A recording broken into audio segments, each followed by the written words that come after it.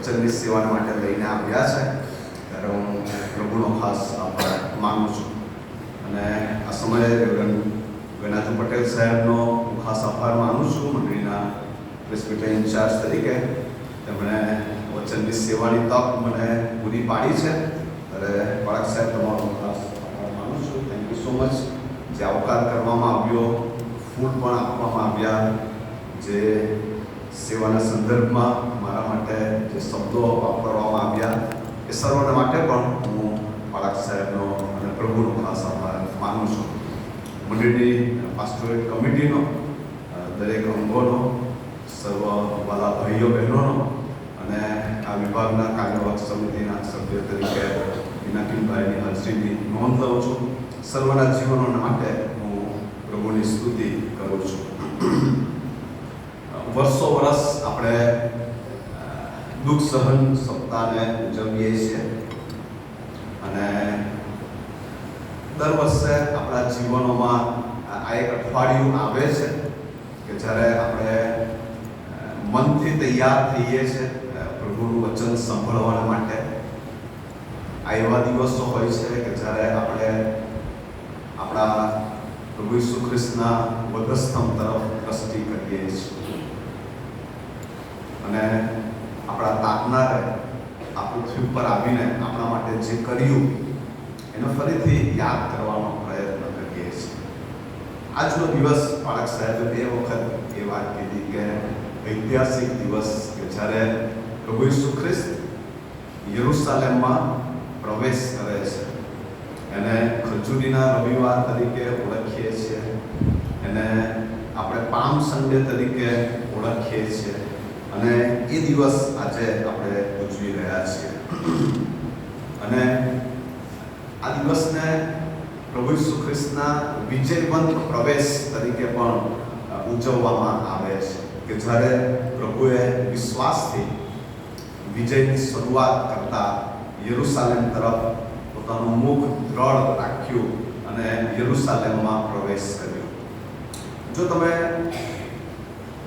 આ બધી બાબતો વાંચો જે અલગ અલગ સુવાર્તામાં પ્રભુ ઈસુ ખ્રિસ્તના વિજયવંત પ્રવેશ વિશે લખવામાં આવી છે, તો ઘણી બધી બાબતો એમાંથી તારવી શકાય એમ છે. પણ આજે આપણે એક ખાસ પ્રશ્ન તરફ વિચાર કરવા માંગીએ છીએ અને એ પ્રશ્ન તો માથી લખેલી સુવાર્તા તેનો 21મો અધ્યાય એના 1 થી 11 વચનો જે વાંચવામાં આવ્યા છે, એમાં 10મી કલમમાં જે પ્રશ્ન પૂછવામાં આવ્યો છે એ પ્રશ્ન તરફ આપણે આપણી દ્રષ્ટિ સ્થિર કરવા માંગીએ છીએ. અને માથીની સુવાર્તા તેનો 21મો અધ્યાય અને 10મી કલમ, અને ત્યાં લખવામાં આવ્યું છે, અને જ્યારે તે યરૂશાલેમમાં આવ્યા ત્યારે તે આખા નગરે ખબડી ઉઠીને કહ્યું કે એ કોણ છે? આ જે યરૂશાલેમમાં પ્રવેશ કરી રહી છે વ્યક્તિ, એ કોણ છે? અને આ એક ક્રિસ્ટોલોજિકલ ક્વેશ્ચન છે, એટલે કે ખ્રિસ્ત વિશેની ઓળખાણનો પ્રશ્ન છે કે જ્યારે લોકોએ ખબડી ઉઠીને એક ઉથલ પાથલ મચી છે, અંદરો અંદર ચર્ચાનો વિષય બન્યો છે કે એ કોણ છે. અને એ પ્રશ્નના જવાબ તરફ આજે આપણે જવા માંગીએ છીએ. બાળક સાહેબે કીધું છે એ પ્રમાણે આવતીકાલે સવારથી જે બાઇબલ સ્ટડી છે એમાં માથી લખેલી સુવાર્તા 5મા અધ્યાય ઉપર આપણે અભ્યાસ કરીશું કે જે બહાર પરનું ભાષણ છે અને એનો જે વિષય છે એ સ્વર્ગીય ચારિત્રને પૃથ્વી ઉપર જીવવું, એ વિષય ઉપર આપણે અભ્યાસ કરીશું. એ જે હેવનલી કેરેક્ટર છે, જે સ્વર્ગમાંનું જે સ્વભાવ છે, એ હું અને તમે પૃથ્વી ઉપર કઈ રીતે જીવી શકીએ એનો અભ્યાસ આપણે કરીશું. અને સવારે પણ તમે બાઇબલ અભ્યાસમાં સમય કાઢીને આવશો. પ્રાર્થના કરીને શરૂઆત કરીએ એ પહેલાં એક બીજી બાબત હું તમને કહેવા માંગુ છું કે તમે સવારે આવો, સાંજે આવો અને પ્રભુના વચનમાંથી જે બી કંઈ બાબત તમે શીખો, ખાલી એક બાબત તમને શું શીખવા મળી છે એ તમે કોઈક જગ્યાએ જો નોંધો તો અઠવાડિયાના અંતે તમારી પાસે 10-15 બાબતો એવી હશે કે જે એક વાક્યમાં હશે કે જે ઈશ્વરે તમારી સાથે વાત કરી. એટલે આખા સંદેશાઓ આપણે સાંભળીએ અને એ બધામાં પ્રભુ કોઈ એક બાબત જો તમને શીખવી રહ્યા છે અથવા કોઈ એક નિર્ણય તમે સવારે અથવા સાંજે જો કરી રહ્યા છો કે પ્રભુએ મને આ શીખવ્યું, તો તમે એટલું એક વાક્ય જો નોંધશો, સવારે એક વાક્ય નોંધો, સાંજે એક વાક્ય નોંધો, તો અઠવાડિયા પછી તમારી પાસે 15 વાક્યો એવા હશે કે જે પ્રભુના તમારા માટેના વચન હશે અને એ તમારા માટે બહુ ઉપયોગી થશે. પ્રાર્થના કરીએ અને પ્રભુની સહાય માંગીએ અને જે પ્રશ્ન પૂછવામાં આવ્યો છે એ કોણ છે એ આપણે શીખીએ.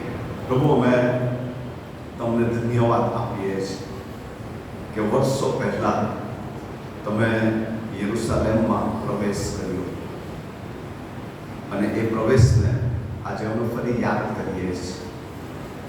અમારા તારનાર ઈસુ કે જે અમારા માટે નમ્ર થયા અને એ ઈસુને આજે અમે ઓળખી શકીએ માટે અમે સહાય માંગીએ છીએ. મને બોલવાની કૃપા આપો, અમને દરેકને સાંભળવાનું મન આપો, તમારો આત્મા અમારી સાથે વાત કરે એવું થવાનું ઈસુના નામમાં પ્રાર્થના સાંભળો પ્રભુ. આમેન.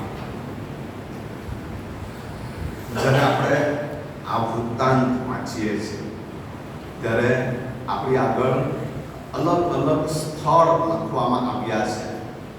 તમે જો માથેની સુવાર્તા તેનો 21મો અધ્યાય અને તેની પહેલી કલમ તમે જુઓ તો ત્યાં લખવામાં આવ્યું છે, અને જ્યારે તેઓ યરુશલેમની નજીક, એટલે યરુશલેમની વાત કરવામાં આવી છે. પ્રભુ ઈસુ ખ્રિસ્ત યરુશલેમની પાસે આવી રહ્યા છે.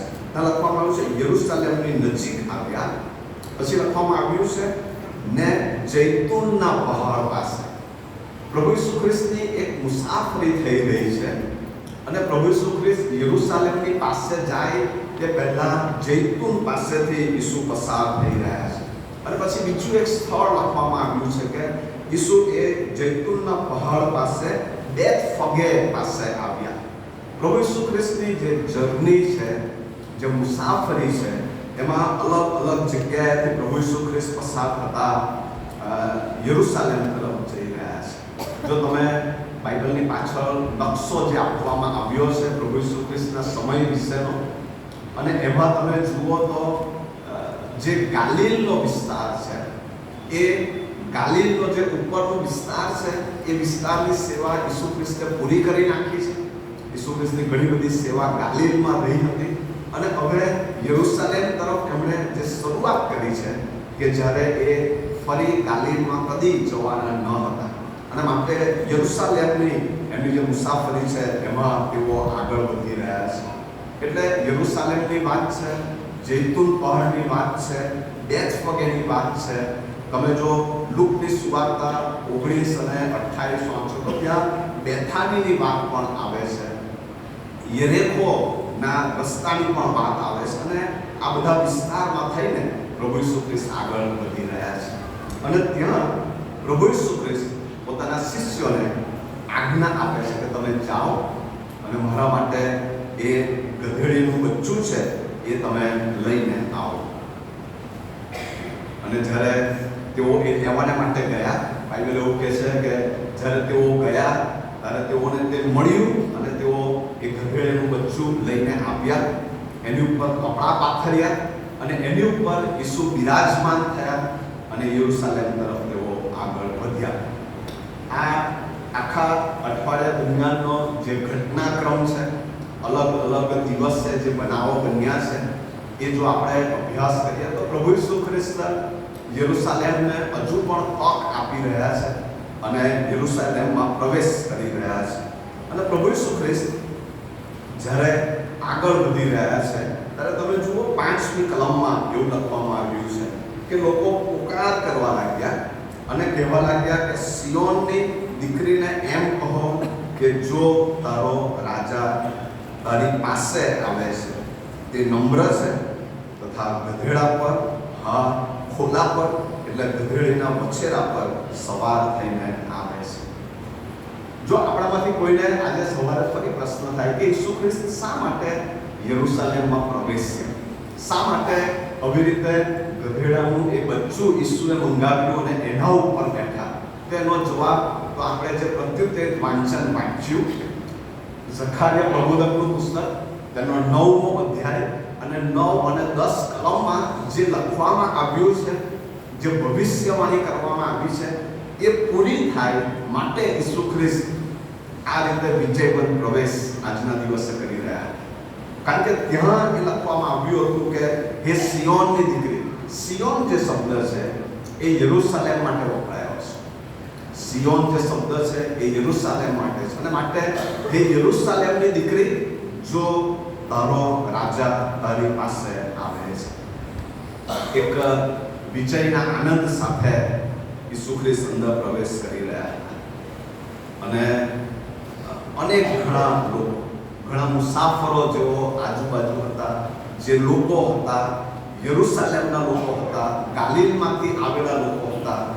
પાસ્કાની શરૂઆત થવાની હતી માટે પાસ્કા પર્વના માટે જેઓ આવ્યા હતા એ બધા એમાં જોડાતા ગયા અને તેઓ પોકાર કરવા લાગ્યા. તમે જુઓ ત્યાં જે લખવામાં આવ્યું છે કે 7મી કલમ, અને તેઓએ ગધેડીના બચ્ચા સુદ્ધા લાવ્યા ને પોતાના લુગડા તેના પર નાખ્યા ને તે તેઓ પર સવાર થયો અને લોકોમાંના ઘણા ખરાએ પોતાના લુગડા રસ્તામાં પાથર્યા ને બીજાઓએ ઝાડો પરથી ડાળીઓ કાપીને રસ્તામાં પાથરી અને આગળ ચાલતા તથા પાછળ આવનાર લોકોએ પોકાર્યું કે દાઉદના દીકરાને હોસાના, પ્રભુને નામે જે આવે છે તે આશીર્વાદિત છે, પરમ ઊંચામાં હોસાના. લોકોના જબરજસ્ત પોકાર છે અને એ પોકાર સાથે લોકો યરુશલેમમાં આગળ વધી રહ્યા છે. જ્યારે આટલું બધું થઈ રહ્યું છે ત્યારે એક જૂથ એવું છે, એક ટોળી એવી છે, એક લોકો એવા છે કે જેઓ એવું પૂછી રહ્યા છે કે એ કોણ છે.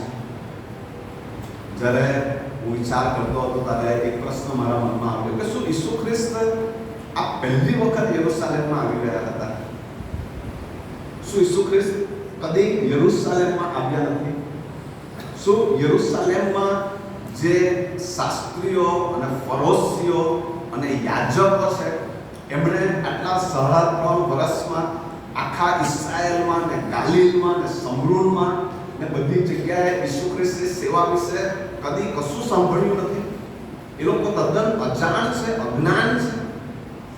તો કેમ એ લોકો પ્રશ્ન પૂછી રહ્યા છે કે એ કોણ છે, આ વળી કોણ આવી રહ્યું છે, અથવા તો આ રીતે આ કોણ આવી રહ્યું છે? જાણે કે એક રાજા આવતો હોય, એની એક સવારી નીકળી હોય, કોઈ યુદ્ધ જીતીને એક વિજયના સૂર સાથે પ્રવેશ થતો હોય, લોકો પોતાના કપડા બિછાવતા હોય, ડાળીઓ લહેરાવતા હોય, પોકાર કરતા હોય, વિજયનો નાદ હોય અને લોકો આ જોઈને પૂછવા લાગ્યા કે આ વળી કોણ છે? અને એનો જવાબ તો એ છે કે કેટલા બધા લોકો ઈસુ વિશે જાણે છે પણ ઈસુનો જે અધિકાર છે એ પોતાના જીવન ઉપર સ્વીકારવા તેઓ તૈયાર નથી. તેઓને ઈસુનો અધિકાર ગમતો નથી. એ જે રાજા છે, રાજાઓનો રાજા, એક અધિકારી, સર્વોચ્ચ અધિકારી, એ ઉત્પન્ન કરતા એનો અધિકાર કેટલા બધા લોકોને ગમતો નથી. અને માટે તેઓએ ઈસુ વિશે જાણ્યું છે. એ યરુશલેમ હોય, સમરૂન હોય, ગાલિલ હોય, એ ચમત્કારો હોય, એમના શિક્ષણ હોય, બધી બાબતોથી માહિતગાર છે, પણ તેઓ ઈસુને દૂર રાખે છે અને અજાણ્યા બને છે અને એક પ્રશ્ન પૂછી રહ્યા છે, એ કોણ છે? અને કેટલા બધા લોકો પોતાના જીવનમાં વારંવાર ઈસુ વિશે સાંભળે છે, વાંચે છે, એમના વિશેના ગીતો ગાય છે અને તો પણ ઈસુ કે જે રાજા છે એનો અધિકાર પોતાના ઉપર સ્વીકારવા તૈયાર હતા. કારણ કે કેટલા બધા લોકો એવા છે કે જેમણે પોતાનું જીવન પોતાની રીતે જીવવું હોય છે. દેવે આપેલા આ વચનથી તેઓ નિયંત્રિત થવા માંગતા નથી. તેઓને એ ગમતું નથી કે ઈસુ મારા ઉપર ધણીપણું કરે, ઈસુ મારા ઉપર રાજ કરે, ઈસુ મારા જીવનના બધા જ ક્ષેત્રમાં, મારા બધા નિર્ણયોમાં આ ઈસુ કામ કરે, એ કેટલા બધાને ગમતું નથી. થોડો ભાગ ઈસુને આપે છે, થોડુંક સંભળવાનું ગમે છે, અને પછી બાકીનો સમય એમણે પોતાની રીતે છે. અને માટે આજે પણ કેટલા બધા છે કે જે લોકોના હૃદયમાં અવાજ વિચારો ચાલે છે કે આ વળી કોણ છે કે જે મારા જીવન ઉપર રાજ કરવા આવી રહ્યો છે, કે જે રાજા બનીને આવી રહ્યા છે, મારા ઉપર અધિકાર ચલાવવા આવી રહ્યા છે. અને કેટલા બધા આ ઈસુ રાજાને ના પાડે છે, એમને રોકે છે. પણ જે પોકાર છે તે તો એ છે કે દેખ સિયોનને, ઓ સુંદરી રાજા આવે છે, વરછેરે વિલાસ થઈને મસીહા આવે છે. આ તો રાજા છે. એ ગીત આપણે ગાઈએ છીએ, પણ એ ખરેખર રાજા છે. જો તમે નવા કરારનો અભ્યાસ કરો અને નવા કરારની 4 જે સુવાર્તા છે, માથી, માર્ક, લૂક અને યોહાન, એમાં કુલ 89 અધ્યાયો આવ્યા છે. 89 અધ્યાયો છે. એમાંથી ફક્ત 4 અધ્યાય પ્રભુ ઈસુ ખ્રિસ્તના જન્મ વિશે છે. ફક્ત 4 જ અધ્યાય ઈસુ ખ્રિસ્તના જન્મથી એમના 30 વર્ષના સમયગાળા વિશેની વાત કરે છે.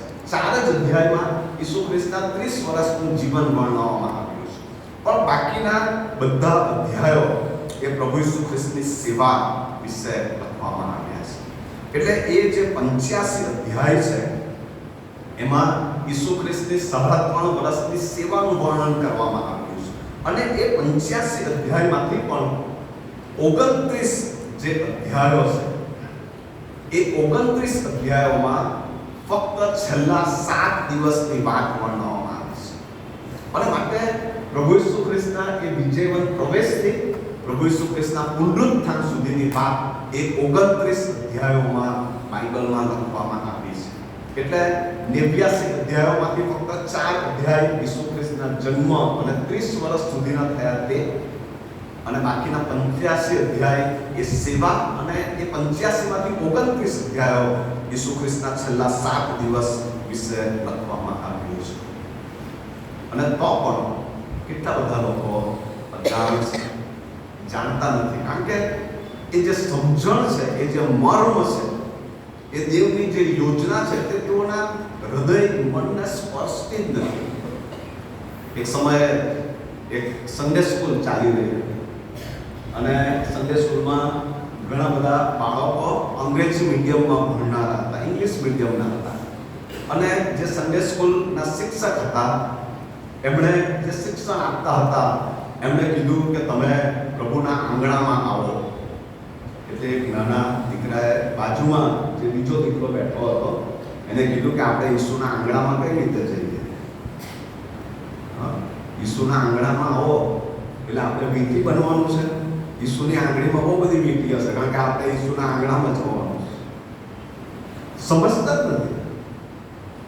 જે રીતે બાળકો આ ભાષાને સમજી શકતા નથી કે ઈસુના આંગણામાં આવો એ શું છે, કે પછી આપણે એ લોકોને સમજાવી શકતા નથી. કેટલા બધા લોકો ઈસુ એ રાજા છે એ પણ સમજી શકતા નથી. અને માટે ઘણાના હૃદયોમાં એ પ્રશ્ન ઉઠે છે કે આ વળી કોણ છે? આ દાઉદનો દીકરો એ કોણ છે? એ લોકો જાણતા નથી.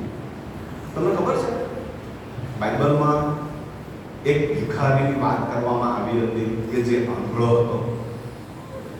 નામ બધાને ખબર છે? આંધળો બાર્તિમાય. આંધળો છે, જોઈ શકતો નથી. અને તો પણ જ્યારે ઈસુ ખ્રિસ્ત એ માર્ગે થઈને પસાર થઈ રહ્યા છે, એણે જે વાતો સાંભળી છે, એની પાસે જે દેવનું વચન આવ્યું છે, પ્રભુ એની સાથે જે વાત કરી છે, અને માટે એ પોકારી ઉઠ્યો કે દાઉદના દીકરા મારા ઉપર દયા કર. ઈસુનું કુળ કયું છે એ પણ એ આંધળી વ્યક્તિને ખબર છે. એણે એ વિશ્વાસ કરી લીધો છે, એક સામાન્ય વિશ્વાસ કે આ ઈસુ એ જ પ્રભુ છે. અને માટે એણે પોકાર કર્યો કે દાઉદના દીકરા મુજ પાપી પર દયા કર. જ્યારે શિષ્યોએ એને છાના રાખવા પ્રયત્ન કર્યો, બાઇબલ એવું કહે છે એણે વધતી બૂમ પાડી કે દાઉદના દીકરા મારા ઉપર દયા કર. ઈસુએ કીધું કે હું તારા માટે શું કરું? એણે કીધું હું દેખતો હતો. અને ઈસુ એને દેખતો હતો. એ આંધળો જાણે છે કે એ કોણ છે. બાઇબલનો જો તમે અભ્યાસ કરો, યોહાનની સુવાર્તા 12મો અધ્યાય, લાજરસને જ્યારે મરી ગયેલામાંથી ઉઠાવવામાં આવ્યો ત્યારે બાઇબલ ત્યાં એવું નોંધે છે કે જેઓ એ સમયે કબરની આસપાસ હાજર હતા તેઓએ એ સાક્ષી આપી કે આ ઈસુ એ પ્રભુ છે. અને માટે ઈસુ એ પ્રભુ છે, એ માલિક છે, એ રાજા છે. કારણ કે ઘણાએ એને અનુભવ્યા અને ઘણા એ અનુભવી શક્યા નહીં. તમને એ સમૃદ્ધિ સ્ત્રી વિશેની વાત ખબર હશે કે જે બપોરના સમયે કૂવામાંથી પાણી લેવાને માટે ગઈ હતી. જો તમે યોહાનની સુવાર્તા તેનો 4થો અધ્યાય વાંચો તો ત્યાં ઈસુ ખ્રિસ્તને તરસ લાગી છે. ઈસુ ખ્રિસ્ત પાણીની આશા રાખે છે. એક કૂવા પાસે જાય છે. એક સ્ત્રી ત્યાં આવે છે. એની સાથે ઈસુ વાર્તાલાપ કરે છે. અને જ્યારે આ વાર્તાલાપ થઈ ગયો છે ત્યારે યોહાનની સુવાર્તા તેનો 4થો અધ્યાય અને તેની 28મી કલમમાં પ્રભુનું વચન આપણા માટે આવું નોંધે છે. યોહાનની સુવાર્તા તેનો 4થો અધ્યાય અને 27મી કલમથી હું વાંચીશ. એટલામાં તેના શિષ્યો આવ્યા અને સ્ત્રીની સાથે તે વાત કરતો હતો, માટે તેઓ આશ્ચર્ય પામ્યા. તો પણ તું શું ચાહે છે? અથવા તેની જોડે તું શા વાસ્તે વાત કરે છે? એમ કોઈએ પૂછ્યું નહીં.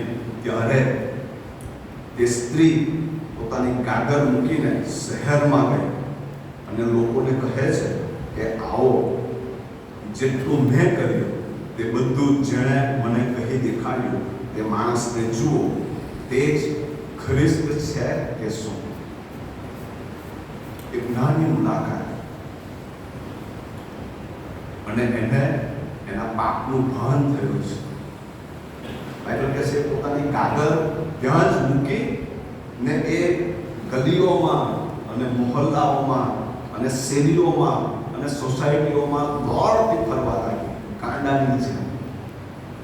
એ બપોરે એટલા માટે પાણી ભરવા આવતી હતી કે એ પોતાની શરમ છુપાવવા લોકોની આગળ પોતાનું મોં દેખાડવા માંગતી નહોતી. પણ જ્યારે એને ખ્રિસ્તની ઓળખાણ થઈ ત્યારે બાઇબલ એવું કહે છે પોતાની કાગળ મૂકી ને એ શહેરમાં દોડી ગઈ અને જઈને પોકારવા લાગી કે તમે બધા આવો અને જુઓ કે આ જ ખ્રિસ્ત જેની આપણે રાહ જોઈ રહ્યા છે, મસીહા, આપણા બચાવનાર, આપણા છોડાવનાર, આપણા તારણહાર, આપણા મુક્તિદાતા. શું આ જ છે કે શું?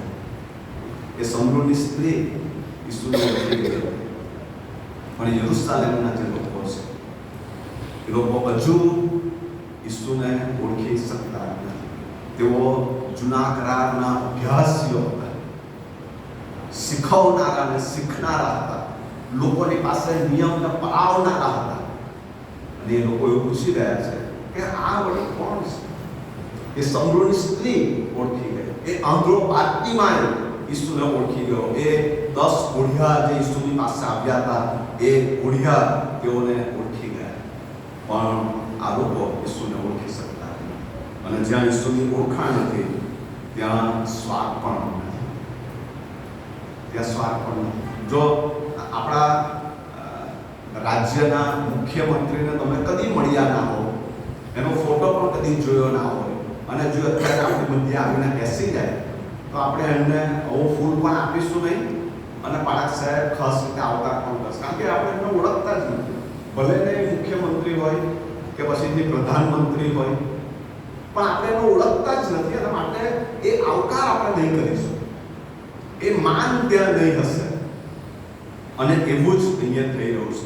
તેઓ એટલા બધા અજાણ છે કે આ ઈસુ વળી કોણ છે. અને માટે તેઓ પ્રશ્ન પૂછે છે એ કોણ છે. તમે વિચાર કરો, પ્રભુ ઈસુ ખ્રિસ્ત એક વિજયનો પ્રવેશ કરી રહ્યા છે. ચારે બાજુ પોકાર થઈ રહ્યા છે. એ ડાળીઓ લહેરાઈ રહી છે. અને એક બાજુ લોકોમાં પ્રશ્ન છે કે આ વળી કોણ આવી રહ્યો છે, અને આ એની વચ્ચે પ્રભુ ઈસુ ખ્રિસ્તનો પ્રવેશ થઈ રહ્યો છે. કેટલા બધા લોકોને ઈસુ ખ્રિસ્ત એ ફક્ત પ્રાર્થનાના જવાબો આપનાર મજૂર તરીકે સારા લાગે છે, માલિક તરીકે. ઈસુ ખ્રિસ્ત મુશ્કેલીમાં, જરૂરિયાતમાં, સંકટમાં દોડીને આવી જાય, તરત મને મદદ કરે એવો એક ગુલામ એ સારો લાગે છે, માલિક. કેટલા બધાને ઈસુ એવા લાગે છે કે જેને હું છેતરી શકું. કોઈ વખત સારો, કોઈ વખત ખરાબ, કોઈ વખત એમની ઈચ્છા, કોઈ વખત મારી ઈચ્છા, અને એ કંઈ કરી શકવાના નથી. એવા જ ઈસુ ઘણા બધાને પસંદ છે, અને માટે જ લોકો ઈસુને રાજા તરીકે સ્વીકારવા માંગતા. તમને ખબર છે બાઇબલમાં ઈસુની ઓળખાણ શું આપવામાં આવી છે? બાઇબલમાં ઈસુની જે ઓળખાણ આપવામાં આવી છે, જ્યારે ઈસુએ શિષ્યોને પૂછ્યું કે લોકો હું કોણ છું, એ શું કહે છે? તો કોઈ કહે છે કે તું એલિયા છે, કોઈ કહે છે કે તું મૂસા છે, કોઈ કહે છે કે તું પ્રબોધકોમાંનો કોઈ એક છે. શિષ્યો ઈસુને ઓળખતા નથી કે આ મસીહા છે, અને માટે જ આવા પ્રશ્નો ઉદ્ભવે છે કે એ વળી કોણ છે? અને જ્યારે પિત્તરે ઈસુની ઓળખાણ આપી ત્યારે ઈસુએ એવું કીધું કે આ તારાથી આવ્યું નથી, પણ દેવે તને સહાય કરી છે. બીજી એક જગ્યાએ જ્યારે ઈસુએ મહાન ચમત્કારો કર્યા, ભૂતોને કાઢ્યા, ત્યારે લોકોએ ઈસુને શું શીર્ષક આપ્યું હતું તમને ખબર છે? કે આ બાલ-જબૂલ છે, આ ભૂતોનો સરદાર છે, અને ભૂતોના સરદારની મદદથી એ ભૂતોને કાઢે. આ ઈસુની ઓળખાણ બાઇબલમાં લોકોએ આપી દીધી. લોકો ઈસુને ઓળખી શક્યા નહીં. જો તમે માથેની સુવાર્તા 11મો અધ્યાય ને 19મી કલમ જો વાંચો, માથેની સુવાર્તા 11મો અધ્યાય ને 19મી કલમ, અને ત્યાં ઈસુ વિશે લોકો ચર્ચા કરતા એવું કહે છે કે માણસનો દીકરો ખાતો પીતો આવ્યો, છતાં તેઓ કહે છે કે જુઓ ખાવરો ને દારૂબાજ માણસ. ઈસુની ઓળખાણ આવી છે બાઇબલમાં. લોકો ઈસુને આ રીતે ઓળખી રહ્યા છે કે આ તો ખાઉધરો ને દારૂબાજ માણસ છે. એક જગ્યાએ જ્યારે પ્રભુ ઈસુ ખ્રિસ્તના કુટુંબીજનો, તેની મા અને ભાઈઓ દિવસોથી ઈસુને શોધી રહ્યા છે, અને બાઇબલ એવું કહે છે કે ઈસુએ ખાધા પીધા વગર સેવામાં લાગુ રહ્યા. અને જ્યારે તેઓ આવ્યા અને લોકોએ કીધું કે તારી મા અને ભાઈઓ તને શોધે છે, ત્યારે ઈસુએ કીધું કે જેઓ મારી આજ્ઞા પાળે છે તે જ મારા ભાઈઓ અને બહેનો અને મારી મા છે. અને ત્યારે એમના કુટુંબીજને એવું કીધું કે આ ઘેલો છે, ગાંડો થઈ ગયો છે, સેવા સેવા સેવા કર્યા કરે છે, એ ગાંડો થઈ ગયો છે. ઘેલો શબ્દ બાઇબલમાં વાપરવામાં આવ્યો છે. આ ઈસુની ઓળખાણ લોકોના મનમાં હતી. જ્યારે ઈસુ ખ્રિસ્ત મરણ પામ્યા, જ્યારે ઈસુ ખ્રિસ્ત પુનરુત્થાન પામ્યા, અને જ્યારે ઈસુ ખ્રિસ્તનું સબ મળતું નહોતું, ત્યારે ઈસુની જે ઓળખાણ આપવામાં આવી છે તે માથેની સુવાર્તા એનો 27મો અધ્યાય અને 62મી કલમમાં આવું લખવામાં આવ્યું છે. માથેની સુવાર્તા તેનો 27મો અધ્યાય અને તેની 62મી કલમમાં એવું લખવામાં આવ્યું છે, હવે સિદ્ધિકરણને બીજે દહાડે મુખ્ય યાજકો તથા ફરોશીઓએ પિલાત પાસે એકઠા થઈને 62મી કલમ કહ્યું કે સાહેબ, અમને યાદ છે કે તે ઠગ જીવતો હતો, એ ઠગ જીવતો હતો. લોકો ઈસુને ઠગ તરીકેની ઓળખાણ આપી રહ્યા છે. તો પછી તે રાજા તરીકેનું માન ક્યાંથી આવે? એ અધિકાર ક્યાં આવે? એ મારા આખા જીવન ઉપરનું જે માલિકીપણું છે એ ક્યાંથી ઈસુને હોઈ શકે? અને માટે લોકો એક બાજુ ઈસુનો પ્રવેશ થઈ રહ્યો છે, અને બીજી બાજુ ઈસુ વિશે પ્રશ્ન પૂછવામાં આવી રહ્યો છે, એ કોણ છે? અને માટે વડાઓ આજે આપણે પણ એક સરઘસ કાઢ્યું, પોકારો કર્યા. બાળકોએ જે ડાળીઓ લીધી હતી એ હોસાનાના પોકાર હતા, એ સરઘસ, એ ગીતો. અને આપણે પણ એક આનંદથી ખજૂરીનો રવિવાર, પામ સન્ડે, વિજયવંત પ્રવેશ ઉજવી રહ્યા છીએ. પણ આજે સવારે મારી અને તમારી આગળ પ્રશ્ન એ છે કે શું આ ઈસુ મારા રાજા છે? રાજાનો અર્થ કે સંપૂર્ણ અધિકાર એમનો જ હોય. મારી પોતાની કોઈ જ ઈચ્છા ના હોય એવું તું થવા દે, એવી એક સેવકે પ્રાર્થના કરી. પ્રભુને એક સેવકે પ્રભુને કીધું કે પ્રભુ, મારી પોતાની કોઈ જ ઈચ્છા ના હોય એવું તું મારા માટે થવા દે. એનો અર્થ કે હું તારી ઈચ્છા, એ લોર્ડશિપ, એ કિંગશિપ. કારણ કે આપણે જે ગીત ગાઈએ છીએ, દેખ સિયોનની ઓ સુપુત્રી, રાજા આવે છે.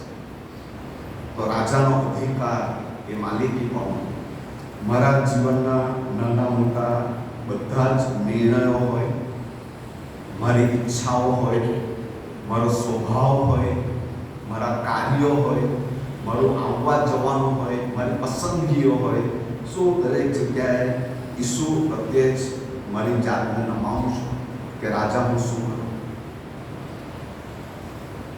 કારણ કે આ રાજા વગર મને ને તમને કોઈ બચાવી શકે એમ નથી.